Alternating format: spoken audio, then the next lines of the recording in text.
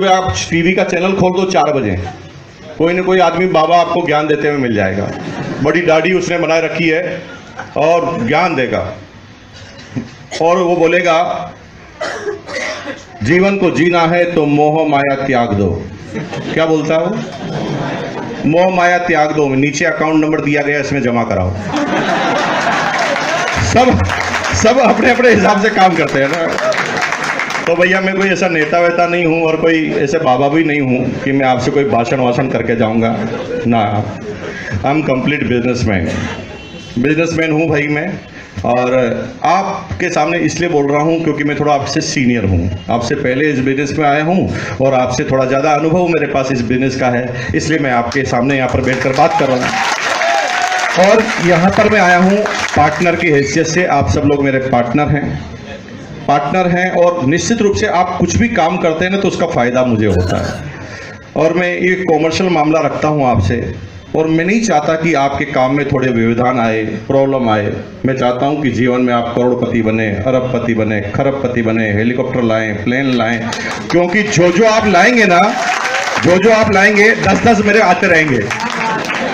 कितनी मजे की बात है। देखिए, दुनिया में जब तक पड़ोसी की दुकान बंद ना कराओ आपकी चलती नहीं, और यहां पर जब तक पड़ोसी की चलाओ नहीं आपकी चलती है। ये पहला डिफरेंस है ना। तो यहाँ पर ईच एंड एवरी पर्सन, हर आदमी आपको कामयाबी के लिए तैयार है, आपको कामयाब करने के लिए तैयार है, क्योंकि उसे पता है कि इसकी कामयाबी में ही मेरी कामयाबी छुपी है। और आप सब मेरे पार्टनर हैं, और पार्टनर की हैसियत से मैं अगले 45 मिनट आपसे बात करूंगा। मैं नहीं चाहता कि थोड़ी आप उबासी लें, मैं ये नहीं चाहता कि इन 45 मिनट में जो एक कामयाबी के मिनट है, हम इन मिनटों में अपने जीवन की बात करेंगे। कोई ज्ञानी पुरुष नहीं हूं, मैं थोड़ा सा परिचय दे दूं। मेरा नाम मुकेश कोठारी है और मैं राजस्थान भीलवाड़ा से आपके बीच में आया हूं। 1973 के अंदर मेरा जन्म भीलवाड़ा में हुआ था, राजस्थान में, और मैंने इंटायर पूरी एजुकेशन भीलवाड़ा में पूरी की। I am simply BCom. ज़्यादा पढ़ा लिखा नहीं हूँ मैं। आप में से कई लोग ऐसे होंगे जो मेरे से ज़्यादा पढ़े लिखे होंगे, समझदार होंगे, बुद्धिजीवी होंगे, बुद्धिशाली होंगे, ज्ञानी पुरुष होंगे, महात्मा होंगे। मैं सबको प्रणाम करता हूँ, क्योंकि जीवन के अनुभव मेरे से ज़्यादा आपके पास हो सकते हैं, लेकिन इस बिजनेस में मैं आपसे पहले आया हूँ तो आपसे ज़्यादा अनुभव मेरे पास है ना। तो इस बिजनेस की बात है इसलिए मैं खड़ा हूँ, इस बिजनेस की बात है इसलिए खड़ा हूं। जीवन की अगर कोई सेमिनार चल रही होती तो आप खड़े होते, मैं वहां पर बैठा होता। तो 45 मिनट से आपसे बात करूंगा, खुलकर बात करेंगे हम, और उन विषयों पर बात करेंगे जो आम आदमी करता नहीं। तो मैं आपको बता रहा था कि अपने जन्म के बाद, अपनी एजुकेशन को कंप्लीट करने के बाद 19.5 साल की एज में मैंने प्राइवेट नौकरी से अपना करियर चालू किया था, और मेरी पहले सैलरी थी 750 रुपये, 750 रुपीज ओनली। 750 रुपये की नौकरी मुझे क्यों करनी पड़ी? क्योंकि मेरे पिताजी करोड़पति थे। यस, हाँ, ठीक, मतलब थोड़ा सोच समझ के बोलना, मैं इतना सा चाहता हूँ। कुछ लोग ऐसे आते हैं जैसे कोई सत्यनारायण की कथा है, हर जगह ही स्वाहा, समझ में तो कुछ आता नहीं है ना। जो भी शादी ब्याह में जाता है ना, वहाँ पर वो मंत्र बोलता है पंडित को खुद को ही पता नहीं इसका मतलब क्या है, लेकिन उसकी ट्यूनिंग ऐसी होती है कि पता चल जाता है कि स्वाहा आने वाला है, और हम पहले तैयार हो जाते हैं। ये जुई बोलेगा स्वाहा, तो कुछ लोग ना हर चीज में हाँ यस ऐसे बोल देते हैं। सोच समझ के बोलना। जहां पर ज्यादा लोग यस बोलते हैं, मैं अचानक वहां से पूछता हूं, क्या आज से आपकी सारी प्रॉपर्टी मेरी? यस। फिर यहाँ पर वीडियो भी बन जाता है, फोटो भी खिंच जाता है। पूरा ध्यान रखना, सोच समझ के जो पूछे वही जवाब दो, उल्टा पुल्टा नहीं, है ना, समझ के। ओके। परिवार का जो इकोनॉमिकल बैकग्राउंड था मेरा ज्यादा अच्छा नहीं था। 6 भाई बहनों हम थे, सबसे छोटा फैमिली में मैं था। मेरे माँ बाप ने बड़ी मुश्किल परिस्थितियों में हम बच्चों के एजुकेशन को कंप्लीट कराया। मेरे पिताजी डिफेंस के अंदर थे। सैल्यूट करता हूँ आपको। एक अजीत सिंह जी है ना आपका नाम? अजीत सिंह जी, मैं आपको देख के बहुत आश्चर्यचकित हो रहा हूँ। मैं 17 साल की उम्र समझ रहा हूँ, आपके रोज 17 साल नौकरी कर चुका हूँ। मैं बड़ा कंफ्यूज हो गया था यहाँ। मैं खान साहब से जिक्र कर रहा था, देखो आजकल बच्चे भी कितने जल्दी इस बिजनेस में कामयाब हो रहे हैं, तभी आपने कह दिया 17 साल नौकरी कर चुका हूं। तो मैं कंफ्यूज हो गया, भाई 17 साल का है कि 17 साल नौकरी कर चुका है। तो बहुत अच्छा लगता है अजीत जी, आपने अपने आप को मेंटेन किया हुआ है, और इसी तरह से मेंटेन कीजिए, अपने आप को ब्रांड एम्बेसडर बनाइए इस बिजनेस का। Thank you. वैसे मैं भी 27 साल का ही हूँ। 27 साल का इसलिए हूँ क्योंकि मेरे अपलाइन ने बोला है कि मर्द की जबान एक होती है। एक बार 27 बोल दिया तो हमेशा 27 ही होना चाहिए, बार बार चेंज नहीं होना चाहिए। मर्द एक बार बोलता बोल दिया, फाइनल टू फाइनल। तो परिवार का इकोनॉमिकल बैकग्राउंड ज़्यादा अच्छा नहीं था, इसलिए प्राइवेट नौकरी से करियर चालू करना पड़ा। 9 साल का था तब मेरे फादर रिटायर्ड हो गए थे, डिफेंस में थे, फिटनेस साथ नहीं देती थी, वक्त से पहले कंपलसरी रिटायरमेंट लेना पड़ा। और उस समय पेंशन अमाउंट जो आती थी फादर की 250 रुपये आती थी, और थोड़ा बहुत मकान का किराया। 6 भाई बहन, हालांकि ज़्यादा महंगाई नहीं थी, बड़े मुश्किल परिस्थितियों में हम बच्चों के एजुकेशन को कंप्लीट कराया हमारे माँ बाप ने। और उनका सपना था कि सबसे छोटा वाला भाई पढ़ लिख जाए तो हमारा काम पूरा हो जाए। और एक दिन उनका ये समय आया जब मैंने बीकॉम का अंतिम एग्जाम दिया, तो मेरे माँ बाप बहुत मुस्कुरा रहे थे, बहुत प्रसन्न थे। वो मुझे इनडायरेक्टली इशारा कर रहे थे कि भाई हमारा काम तो हो गया खत्म, अब तुम चलाना चालू करो। तो 750 की नौकरी मैंने चालू कर दी भिड़ते ही। और बड़े बड़े सपने थे, आपके जैसे होते हैं, मेरे भी थे, कोई अलग से आदमी नहीं हुए। क्या सपने थे? जब मैं 16-17 साल का तो बड़ा सपना था कि बड़ी गाड़ी होगी, बड़ा बंगला होगा, है ना, ये होगा वो होगा, ऐसे सपने मेरे भी थे। और मैंने 6th या 7th स्टैंडर्ड में मेरा दोस्त था धीरेन्द्र भंडारी, उसके साथ मैंने एक सपना बनाया था। सपना क्या बनाया था कि यार साला इतने पढ़े लिखेंगे कि 5,000 की तो कम से कम सैलरी होनी चाहिए। उस समय 5,000 बहुत बड़ी बात थी, कलेक्टर की सैलरी हुआ करती थी। 5,000 की तो सैलरी होनी चाहिए, और एक गाड़ी होनी चाहिए, और काला चश्मा पहनेंगे और जूते पहन के निकलेंगे बाहर, लोग बाग सैल्यूट करेंगे। ऐसे मैं सपने बनाता था। अब मुझे हंसी आती थी, तो ऐसे मैंने सारे सपने बनाए जैसे आम आदमी बनाता, सेम टू सेम वैसे के वैसे सपने हमने सारे बना लिए। और पूरा महीना काम करने के बाद जब हाथ में 750 रुपये रखे गए, तो मैं अपने सपने को देखने लगा कि ये पूरे होंगे कि नहीं होंगे, इससे कुछ होने वाला है कि नहीं होने वाला। तो पहली बार एहसास हुआ कि यार सोचना अलग बात है, उसको पूरा करना बिल्कुल अलग बात है। और जब आदमी को ऐसा एहसास होता है तो आदमी थोड़ी अपने कॉम्प्रोमाइज़ करने लगता है जीवन में। एहसास करता है कि अगर उसने कार का सपना बनाया तो मोटरसाइकिल पे अटका देता है ना। तो ऐसे मेरे साथ भी हो रहा था। और धीरे धीरे वक्त बीतता गया, मैं मैच्योर होता गया। मैच्योरिटी का मतलब क्या है? मैच्योरिटी का मतलब है पक जाना। क्या है? जब मटका पकता है तो आवाज़ करता है, उसी तरह आदमी भी पक जाता है। 35-40 साल का आदमी मैच्योर आदमी इसलिए कहलाता है क्योंकि जीवन में कई अनुभव ले चुका होता है, और यह अनुभव उसको आगे बढ़ने से रोकते हैं, आगे बढ़ने से रोकते हैं। अनुभव आगे बढ़ने के लिए होने चाहिए, लेकिन उसे रोकते हैं। अब वो क्या होता है कि अगर उसके जीवन में 4 बार भूरी आंखों वालों ने गलत काम किया है, तो हर भूरी आंखों वालों को शंका की निगाह से देखता है। कई बार तो बड़ी बड़ी डीलिंग छोड़ देता है। क्यों? क्योंकि भूरी आंखें हैं, इसके साथ करना ही। मैं भी मैच्योर हो गया 27 साल की एज में, 26 साल की एज में फुल मैच्योर। अब मेरे को न तो किसी के ऊपर गुस्सा आता था, नहीं किसी के ऊपर तरस आता था। लेकिन याद करो ना यार, अपने 16, 17, 18 साल की एज, उस एज में आप क्या करते थे पता है? जब लता मंगेशकर का गाना चलता था, ए मेरे वतन के लोगों जरा याद करो कुर्बानी, तो ऐसा खून खोलता था, ऐसा लगता था पाकिस्तान वाले को भी गर्दन उड़ा के आता हूं ना। और जब हम देखते थे ना कि एक नेता ने 400 करोड़ का घोटाला किया, तो 16, 18, 20 साल का जो बच्चा होता है ना, उसको बहुत गुस्सा आता है कि साला मेरे देश का पैसा बेईमान खा गया तू, मैं तुझे छोड़ूंगा नहीं। ये एक्साइटमेंट की एज होती है जब आदमी कुछ कर गुजरने की तमन्ना रखता है। लेकिन जब 40 साल का होता है ना, फिर कुछ फर्क ही नहीं पड़ता। अब क्या करता है? सुबह से उठता है, चाय बनाओ, चाय उधर बन के आती, वो अखबार लेता, चश्मा लगाता, अखबार पढ़ता। नेता ने 8,000 करोड़ का घोटाला किया, वो चाय की सिप लेता है और थोड़ा मुस्कुराता है, एक और हो गया। अब कोई टेंशन नहीं होती, खूब सारे देख चुका है, अब कोई प्रॉब्लम का विषय नहीं है उसके लिए।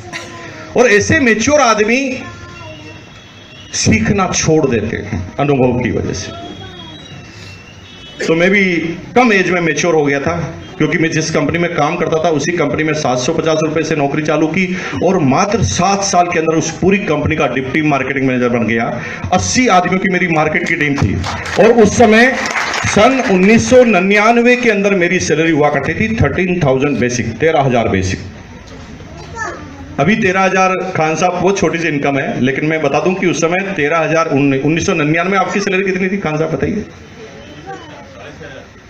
1999 के अंदर कलेक्टर की बेसिक सैलरी थी 9,998 और मेरी थी 13,000। साला मैं तो सांप बन गया। 13,000। और भाई साहब मैं सुनता नहीं था किसी को, मुझे लगता था कि दुनिया का सबसे इंटेलिजेंट आदमी मैं ही हूं, क्योंकि सैलरी ज्यादा थी। आधे आदमी तो इसी गड़बड़ाहट में पूरी जिंदगी खराब कर देते हैं। मेरे साथ भी यही था। वो सोचते ज्यादा पैसा इसका मतलब ज्यादा दिमाग है। कोई मतलब ही नहीं, दिमाग और पैसे का लेन देन ही नहीं आपस में। 13,000 सैलरी मिलती थी, लेकिन फिर भी खुश नहीं था। खुशी ना केवल पैसों से नहीं आती मेरे पास, खुशी आती है मानसिक शांति से। ये मेंटल गेम है। मेंटल गेम का मैं बहुत अच्छा एग्जांपल देता हूं। मैं आपसे यहां पर 20 ईंटें रखूं और कहूं कि इधर से उधर ले जाके रखो, तो आपको लगेगा कि मुकेश जी ने मुझे काम बता दिया। और आप इन ईंटों को बार बार रखने से थक भी सकते हैं, लेकिन सुबह सुबह उठकर उन्हीं ईंटों को उठाने का आप जिम के अंदर पैसा देकर आते हैं। वजन आप दोनों जगह उठा रहे हैं, लेकिन एक जगह दिमाग से वजन उठा रहे हैं और एक जगह दिल से वजन उठा रहे हैं। और जहां दिल से उठा रहे हैं वहां दर्द नहीं हो रहा, और जहां दिमाग से उठा रहे हैं वहां थकान आ रही है। बच्चे को काम करने के लिए कहो तो उसे थकान आती है, लेकिन बच्चे को क्रिकेट खेलने के लिए दो मैच लगातार, अगर उसकी रुचि है तो उसमें वो थकेगा नहीं, मजा आएगा उसको। तो ये मानसिक स्थिति होती है, धीरे धीरे चेंज होती है। मैं संतुष्ट क्यों नहीं था? क्योंकि 13,000 सैलरी के बाद भी मैं वो नहीं कर पा रहा था जो मैंने सोचा था। मुझे नहीं लगता था कि मैं नौकरी के लिए पैदा हुआ हूं। 99% लोगों को तो ये पता ही नहीं कि वो पैदा क्यों हुए हैं। 99%, आई एम सॉरी टू से, माफी चाहता हूं आपसे बोलते हुए, 99% लोगों को पता नहीं कि वो पैदा क्यों हुए। मुंबई का सन्मुख आनंद हॉल, एशिया का सबसे बड़ा ऑडिटोरियम, खचाखच भरा हुआ, मेरे को पता नहीं क्या खुरापात सूची कि मैं स्टेज पर खड़ा होकर एक आदमी की इशारा करके मैंने उससे धीरे से पूछा, भैया आप खड़े हो जाओ और बताओ आप जिंदा क्यों हो। वो मेरी तरफ देखकर आप ही की तरह मुस्कुराया। शायद वो सोच रहा था कि मैं मजाक कर रहा हूं। मैंने कहा आप जिंदा क्यों हो? वो मुस्कुराया। मैं छोड़ने वाला नहीं था। मैंने कहा भाई साहब सुनाई नहीं देता आपको? मैं आपसे पूछ रहा हूं, बताओ ना आप जिंदा क्यों हो। जब मैंने दूसरी बार कस के बोला तो उस आदमी ने मुझे आंख दिखाकर डराने की कोशिश की। तेज आंख निकालकर मेरी तरफ देखा। मैंने कहा भाई आंख निकालने से डरने वाला नहीं, बताओ जिंदा क्यों हो। वो खड़ा होकर कहता मर जाऊं। अरे पैदा हो गया तो जिंदा ही रहूंगा ना, मरूंगा कैसे? 99% लोगों को लगता है कि वो जिंदा इसलिए है क्योंकि वो पैदा हो गया। एक तरफ तो कहते हैं कि कितनी करोड़ योनियों के बाद सिलेक्शन हुआ आपका इंसान के रूप में, और एक तरफ आप कहते हैं कि मैं पैदा हो गया इसलिए जिंदा हूं। ये मैच नहीं करता भाई, हमारे आपस के शास्त्र मैच नहीं कर रहे। नौकरी करता था, सैलरी तो ठीक ठाक मिलती थी, लेकिन जीने का अधिकार नहीं था, अपने दिमाग लगाने का अधिकार नहीं था, कुछ भी क्रिएटिविटी नहीं कर सकते थे। हमारे ऊपर बॉस हुआ करते थे, बॉस के इशारों पे हमें नाचना पड़ता था। और बॉस है ना, जब भी वो थकान में होता, जब भी उसको टेंशन होती तो मुझे बुलाता। उससे इमीडिएट बॉस मैं था नीचे, तो मुझे बुलाता और कहता मुकेश जितना कहा जाता उतना करो, दिमाग लगाओ मत। जितना कहा जाता उतना करो, दिमाग मत लगाओ। कई बार मैं सोचता था कि मैं आदमी हूं कि गधा हूं। दिमाग क्यों न लगाओ? इंसान, भगवान ने मुझे दिमाग दिया है और ये बार बार कहता है दिमाग मत लगाओ। तंग आ चुका था भाई साहब। कुछ काम करता था, कंपनी को फायदा होता था, तो बॉस है ना मालिक के सामने जाके खड़ा हो जाता था, सर देखो कितना अच्छा काम किया, काम मेरी वजह से हो रहा है, लेकिन वो खड़ा हो जाता बीच में। और काम गड़बड़ होता तो बॉस है ना मालिक के सामने हमारी तरफ इशारा कर लेता, ये नालायक है सब। मैंने कहा ये कौन सी गणित है, हम काम करने का पैसा ले रहे हैं कि इनको संतुष्ट करने का पैसा ले रहे हैं? कुछ समझ में नहीं आता था। और इसलिए मैंने नौकरी के 5 साल बाद चुप चुप कर बिजनेस करना चालू किया। कंपनी के किसी भी आदमी को पता चलने लगा, और किसी भी कंपनी में के बॉस को पता नहीं चला, चुप चुप कर बिजनेस करता था। डायरेक्ट सेलिंग तो क्या होता था भाई साहब, मैंने जब ज्वाइन किया था पहली बार पता चला था, उससे पहले पता ही नहीं था कि डायरेक्ट सेलिंग में कुछ होता है। बिजनेस का मतलब मैं सोचता था कि सामान लाकर बेचना है, वो बिजनेस है। इसलिए मैं कभी कलकत्ता कंपनी मुझे टूर पर भेजती थी तो मैं वहाँ पर सीडी प्लेयर का क्रेज था, तो मैं 4000 का सीडी प्लेयर लाकर भिलवाड़ा में 5000 का बेच देता था, से 3-4 एक साथ लेके आ जाता था। कभी नेपाल बॉर्डर पे जाने का मौका मिलता तो वहाँ कोरियन शर्ट मिलती थी हेनरी हिल की, 400 रुपए की शर्ट मिलती थी, मैं भिलवाड़ा में आके 500 रुपए में बेच देता था। ऐसे 50 कारोबार किए मैंने, 50 कारोबार, चुप चुप कर, बॉस को पता तक नहीं चलने दिया। लेकिन उन सारे कारोबार को करने के बाद भी मुझे समझ में नहीं आ रहा था कि मैं जो चाह रहा हूं ये है कि नहीं है, क्योंकि मैं टेंशन फ्री होने के लिए काम करना चाहता था, लेकिन उस कारोबार में टेंशन मेरी और बढ़ जाती थी। कैसे बढ़ती थी? अलग अलग तरह की टेंशन होती थी। जैसे मैं लोगों को कहता था भाई साहब मेरे पास सीडी प्लेयर है, आपको चाहिए? तो सब लोग कहते हैं हाँ हाँ चाहिए। कितने का है? मैंने कहा 5000 का। 5000 का ही है? हाँ वो तो मुझे चाहिए, मैं ले लूंगा, लेकिन मैं एक दिन चेक करना चाहता हूं। वो मेरे से सीडी प्लेयर ले जाता।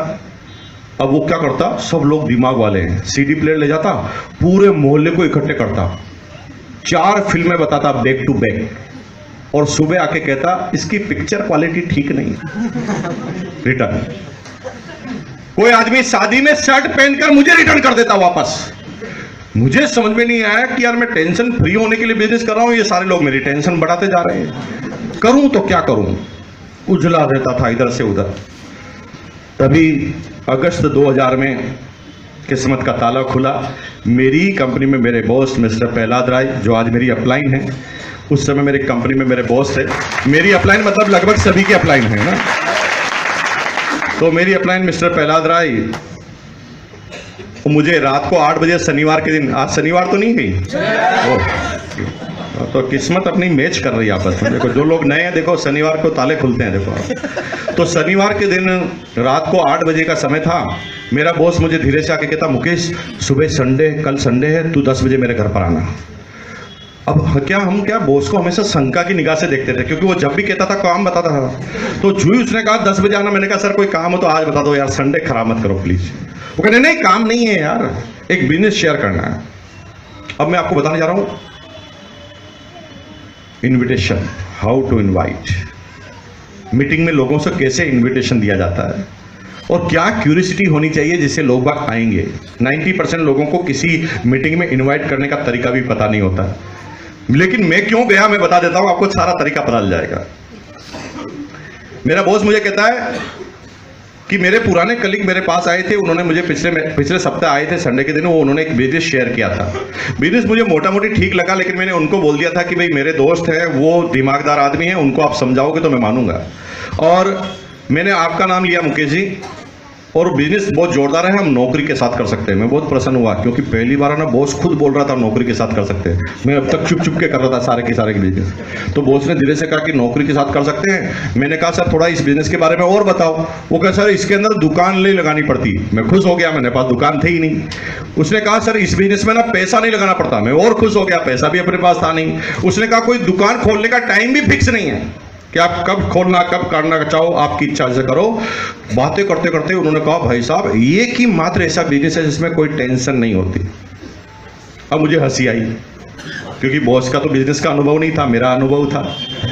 मैंने धीरे से बॉस को कहा सर ये थोड़ी गलतफहमी हो गई होगी आपको, बिना टेंशन का तो होता नहीं। नहीं होता है। अरे मैंने कहा सर नहीं होता है।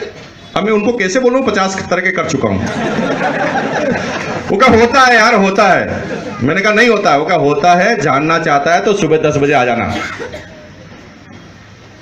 इनविटेशन विद क्यूरियोसिटी, जानना चाहता है तो 10 बजे आ जाना। और मैं सिर्फ इसलिए गया कि मुझे बिना टेंशन का बिजनेस देखना था। आप भी जब इनवाइट करते हैं किसी को तो आपको क्यूरियोसिटी रखनी पड़ेगी। सर हमारी एक अपलाइन जो है भिलवाड़ा राजस्थान से आ रहे हैं सर, उसके बारे में थोड़ा सा आपको बता देना चाहता हूं कि उन्होंने ये सफ़र नौकरी के साथ चालू किया था सर। अब जैसे वो नौकरी वाले हैं तो उनको नौकरी वाले से अपलाइन से मिलाओ।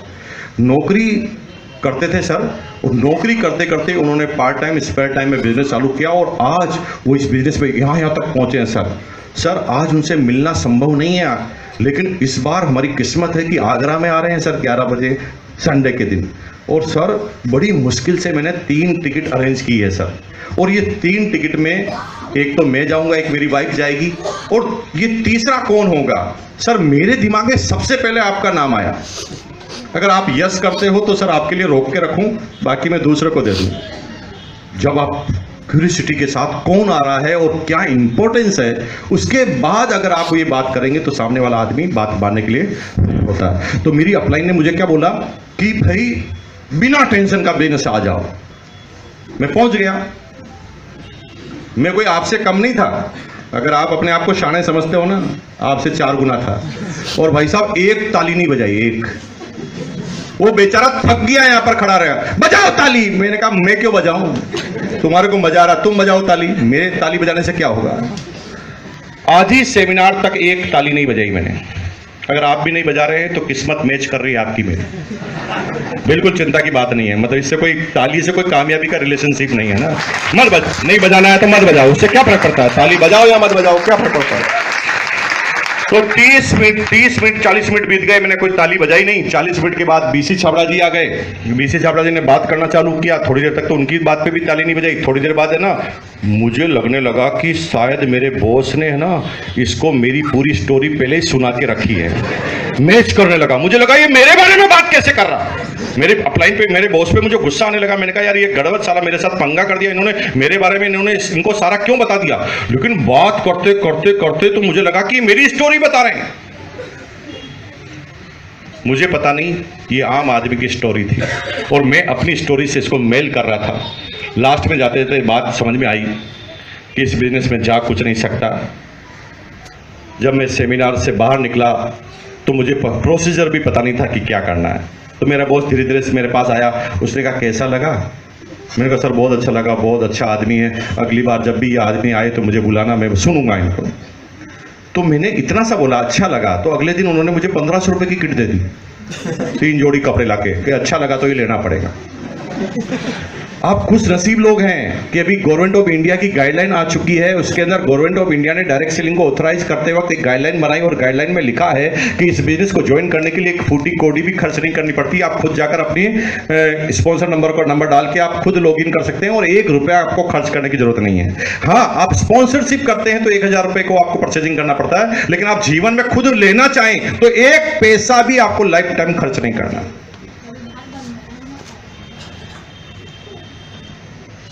मैंने 1500 रुपये किट मुझे दे दी और मुझे कहा कि जब सैलरी मिले तो पैसे दे देना।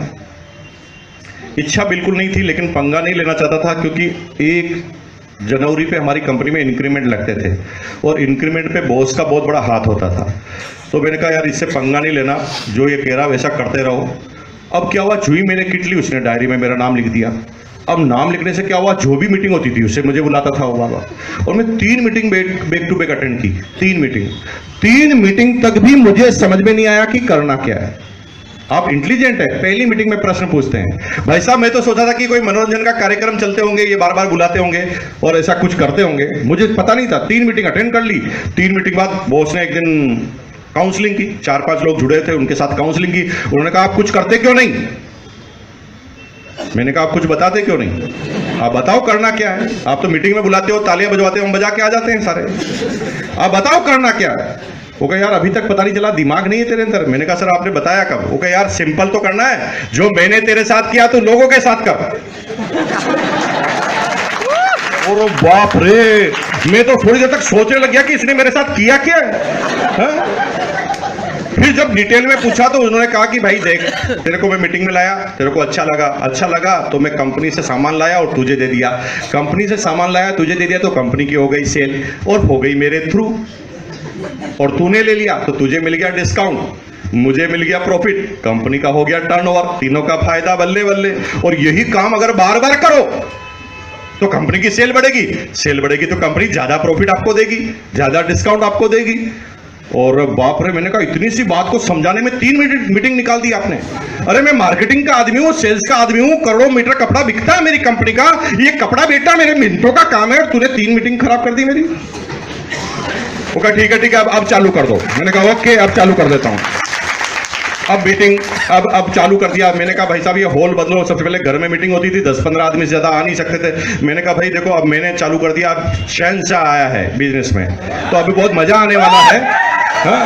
उस समय अभी नहीं उस समय कहा था, अभी नहीं मानता शहंशाह, उस समय मानता था। तो मैंने कहा कि शहंशाह आया है और अब देखो बिजनेस तो अब चालू होगा आपका, इसलिए आप ये हॉल बड़ा करो, इतने छोटा हॉल चलेगा नहीं। कोई कितने आदमी, मैंने कहा 500 तो अगली मीटिंग में अपने हैं। तो बॉस ने कहा ठीक है तू लेके तो आ, हॉल तो अपने आसपास बहुत सारे बदल लेंगे। अब भाई साहब मैंने बॉस को पूछा कि कैसे लाना है लोगों को, उन्होंने कहा यार सिंपल सा है, पहले आपको लिस्ट बनानी पड़ती है। मैं क्या करता था, बॉस जो बोलता था ना उससे एक कदम आगे चलता था, और स्मार्टनेस की वजह से। यही 99% लोग गलती करते हैं। कई बार हम एक कदम एक्स्ट्रा चलने से पहले कुएं में कूद जाते हैं, और अपलाइन कुएं पे छलांग लगाना सिखा रही है, लेकिन हम एक कदम आगे चलते हैं। अपलाइन लाई कुएं के पास ताकि छलांग लगाना सिखाए, यहां तक आ गए तो हम सोचते हैं अपलाइन इतना लाई है तो अभी भी यही तो बोलेगी एक कदम और चल, कुएं में जाके गिरते हैं। तो मैं थोड़ा एडवांस स्मार्ट, मैंने कहा कि कंपनी ने कहा लिस्ट बनाओ, कंपनी अपलाइन ने कहा लिस्ट बनाओ, तो मैंने लिस्ट बनाई नहीं, मैंने लिस्ट को ले लिया। कैसे? मेरे भाई की शादी हुई थी 1 महीने पहले, तो सबको खाने पे बुलाया था, यूं क्यों लिस्ट ले जाके कह दी सर ये मेरी लिस्ट। ओके, इनवाइट किया सबको, जाके कह के आया कि भाई मीटिंग है इतनी बजे आना। सबने कहा गारंटी के साथ आएंगे। क्या बोला? गारंटी के साथ आएंगे। तो मैं इतना प्रसन्न था, मैंने कहा एक ही बार में 500 सादा एक ही बार में धमाक कर देगा है। तो मैंने पीछे वाले वो जैसे भाई साहब बैठे ना, वो ठीक जैसे वो टाई वाले भाई साहब बैठे, मैं वहीं का वहीं बैठा। हाँ नहीं आपने आपके पीछे है ना, वो गेट पे बैठे हैं जो वहां पर बैठा, और लिस्ट लेकर मैंने ये सोचा कि भाई जो भी आदमी आएगा उसको टिक कर लूंगा ताकि पता चलेगा कि कितने आदमी आएंगे। पूरी मीटिंग खत्म हो गई, एक सिंगल नहीं आया। ये पहला अनुभव था मेरा लाइफ का। मैंने कहा यार अपन जो सोच रहे हैं वैसा कुछ हो नहीं रहा इस बिजनेस के अंदर। अगर आप भी सोच रहे हैं वैसा नहीं हो रहा है तो मिल रहा है कनेक्शन आपका मेरा बिल्कुल ठीक है, अभी तक आप सही चल रहे हैं, कोई बहुत बड़ी बात नहीं है, सबके साथ होता है सर। तो धीरे धीरे धीरे धीरे लगातार आते रहे मीटिंगों में, कुछ बातें दिमाग में बैठती रही, गलतफहमियां दूर होती रही, दिमाग का जो मेंटल स्टेटस था वो थोड़ा सा चेंज हुआ, काम होने लगा। 1 साल बाद जैसे तैसे करके मैं पार्ट टाइम स्पेयर टाइम में रॉयल्टी एचओर बन गया। और जब रॉयल्टी एचओर बना तो 23,000 का मेरा 1 महीने का कमीशन था। 23,000 सैलरी थी, 13,000 कमीशन था 23,000 का। 23,000 का हो गया तो क्या हुआ, इस 23,000 के कमीशन ने मेरी टीम के लोगों के सपनों को जगा दिया। इस बिजनेस में कह के कुछ नहीं बताना, करके बताना। जब आप रॉयल्टी बनते हो, जब आपका सम्मान होता है ना, तो आपकी टीम है ना टुकुर टुकुर देख रही होती है, अपन को भी नहीं बनना है ऐसा, है ना। तो मेरे को जब सम्मान मिला तो मेरी टीम के सारे लोग चार्ज वो कहा सर अगली एनिवर्सरी में हमें भी रॉयल्टी एचओर बनना है। अब क्या साले इतने दीवाने हो गए वो लोग कि मेरी नौकरी डिस्टर्ब होने लगी। कैसे? अब कोई भी आदमी ना दिन में 2 बजे किसी को भी पकड़ के मेरे ऑफिस में ले आता था, सर ये पकड़ो इसको समझाओ। अरे मैंने कहा मेरी कंपनी मुझे समझा देगी, अभी बाहर निकाल देगी। इतनी प्रॉब्लम आई कि मुझे एक निर्णय लेना पड़ा। इस बिजनेस के स्कोप को लेकर एक निर्णय लिया कि मैं इस नौकरी को कंटिन्यू नहीं करूंगा, क्योंकि प्राइवेट नौकरी है। नौकरी तो मैं जब चाहूँ करूंगा, लेकिन जीवन में आए हुए चांस को मैं छोड़ूंगा नहीं। मैं फुल टाइम इस बिजनेस में आ गया। सभी लोग मेरे घर में विरोध करने लगे। सबने कहा इतनी अच्छी सैलरी, इतनी अच्छी इनकम का काम तुम्हें छोड़ना नहीं चाहिए। लेकिन मेरे दिमाग में एक ही बात फिट थी, आने वाले वक्त को अगर पहले समझ जाओगे तो जिंदगी में कामयाब हो जाओगे।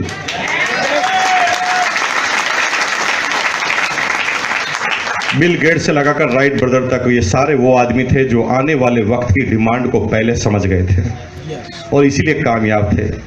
अगर आप सोच रहे हैं कि पिताजी की तरह किराना की दुकान लगा के, भाई साहब की तरह जूते की दुकान लगा के कामयाब हो जाऊंगा, अगर आप सोच रहे हैं कि मेरे दादाजी ने जैसी नौकरी की मैं भी नौकरी करके कामयाब हो जाऊंगा, तो तुम्हारी गलत फहमी है। सिस्टम तो बदल रहा है, समय तो बदल रहा है, जो लोग चेंज नहीं कर पा रहे, पूरे सिस्टम ही गायब हो रहे, है ना। कुछ लोग कहते हैं सर एसटीडी पीसीओ लगाएंगे, बैठे बैठे इनकम आएगी, एसटीडी पीसीओ गायब है। कुछ लोग कहते हैं इसके अंदर तो हाथ का हुनर है, पेंटिंग करेगा जिंदगी भर कमा खाएगा, इधर फ्लेक्स मशीन आई, पेंटर गायब। इतना समय तेज गति से चल रहा है कि कौन से फील्ड एक मिनट में गायब हो रहे हैं पता ही नहीं चल रहा। और अब किसका नंबर आने वाला है, सुन लो, ये सारे ड्राइवर गायब हो रहे हैं अगले 5 से 10 सालों में। सारे ड्राइवर गायब, सिस्टम से ही गायब। अभी ड्राइवर का कितना बोलबाला है। अब देखिए जो ये टेक्नोलॉजी आई है, अभी मार्च के अंदर दुबई में इसका फाइनल ये टैक्सी चालू हो रही है, ड्रोन टैक्सी। उस ड्रोन टैक्सी में आप क्या देखेंगे कि आदमी बैठेगा, बस डेस्टिनेशन डालो, वो उड़ा के वहीं पे छोड़ देगा आपको।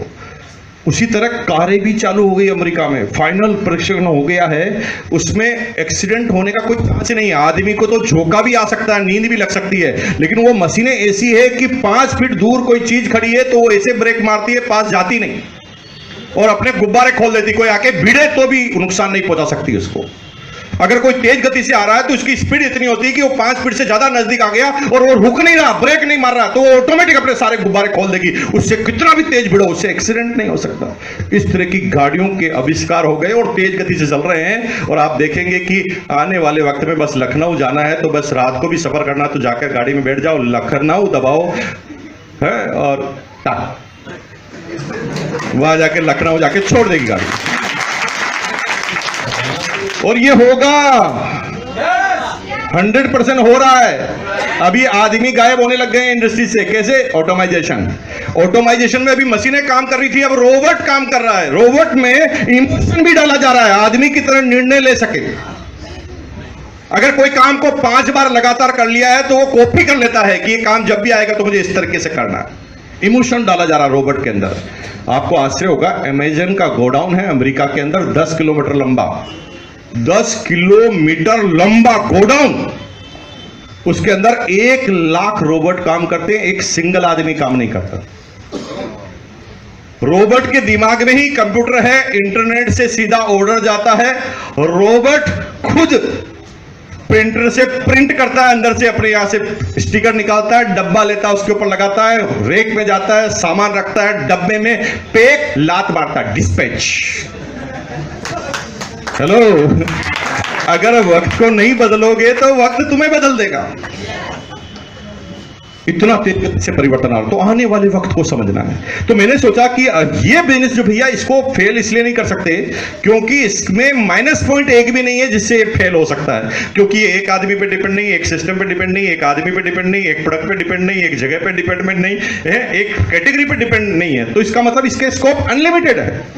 और मैंने नौकरी छोड़ दी और फुल टाइम इस बिजनेस के अंदर आ गया भैया। धुआंधार तरीके से काम किया 2 साल, यानी अक्टूबर 2002 में इस बिजनेस का सबसे बड़ा अचीवर बन गया। उस समय मेरा 1 महीने का कमीशन आया 2,85,490 रुपए। 2002 की बात बता रहा हूं मैं, 2002 2,85,490 रुपीज। इतनी गाड़ियां नहीं होती थी, इतनी लग्जरी कारें उस समय नहीं होती थी। उस समय एक ही कार होती थी सबसे लग्जरी, मारुति 800। और भाई साहब 1,75,000 की आती थी, मैंने एक चेक से खरीदी थी, ठाक। उससे पहले लेना चाहता था, कोई लोन दे नहीं रहा था, क्योंकि कहता था कि तेरे काम में कोई फिक्स नहीं है, ये है तू स्कीम करता है इसलिए तुझे लोन नहीं मिलेगा। उसकी भी गलती नहीं है, उसके दादाजी ने कभी पढ़ा ही नहीं डायरेक्ट सेलिंग क्या होता है? उसके पिताजी ने नहीं पढ़ा, उसकी कंपनी ने नहीं पढ़ा, उसके बैंक ने कभी नहीं पढ़ा, तो उसकी क्या गलती? खैर, साला मैं तो सांप बन गया, 2,50,000 की इनकम, हाँ धाधूम।